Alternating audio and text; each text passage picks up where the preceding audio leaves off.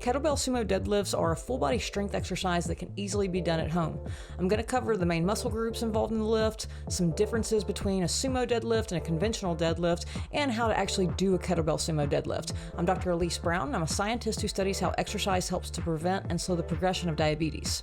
Even though the Kettlebell Sumo Deadlift is a full body exercise, it mainly trains the hip extensors, which includes the glutes and the hamstrings, and there's also some knee extension happening, which involves the quads, and also the muscles in the back are isometrically trained.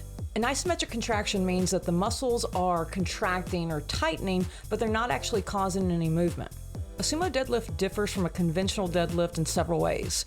Sumo deadlifts typically have a narrower grip, a wider stance, they require more hip mobility, they stress the quads more than the conventional deadlift, and the torso is more upright in a sumo compared to a conventional, and this places less stress or less torque on the lower back, and that's one of the main reasons that I primarily do sumo deadlifts. The differences in the stance and the grips between these two variations of the deadlift, this is going to impact the stress that's placed on different joints and also the total amount of work done. From the starting position of these lifts, if the barbell starts at the midfoot for each lift, then this is going to require more bending of the knees. So that means when it's time to stand up, there's going to be more knee extension, which means there's going to be more activation of the quadriceps in the sumo deadlift. To set up for the kettlebell sumo deadlift, in a standing position, take a wide stance with a kettlebell on the floor just in front of your belly button. It should be positioned in between the feet at about the midfoot. The handle of the kettlebell should align with the spine of your scapula, meaning the top of your shoulder blades. If you start with the kettlebell too far in front of you, this is going to cause too much forward lean of the torso, and it could place unnecessary stress on the lower back. Your body's going to naturally try to pull it closer to your body as you stand up with it, and that process wastes energy.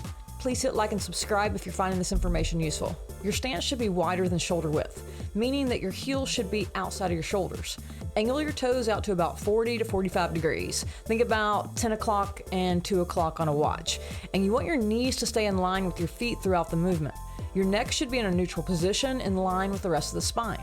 One way to make sure that this happens is to either keep your eyes looking straight ahead or look at a spot on the floor about 6 feet in front of you. Start to bend your knees, and with straight arms and a flat back, grab the kettlebell with both hands, palms facing the body. Your torso should be at about a 45-degree angle or less, and your hips should be above the knees. You want your hips high enough so that you feel some tension in your hamstrings in the starting position.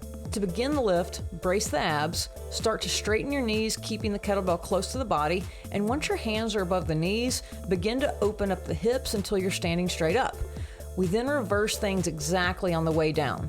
Bend your hips until your hands are just below the knees, and then start to bend the knees until the kettlebell is back on the ground.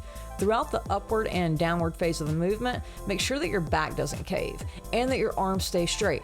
You want to be moving the kettlebell with your legs and not your arms. You can also do this exercise with a dumbbell, and as you get stronger and stronger, you may want to consider progressing to a barbell.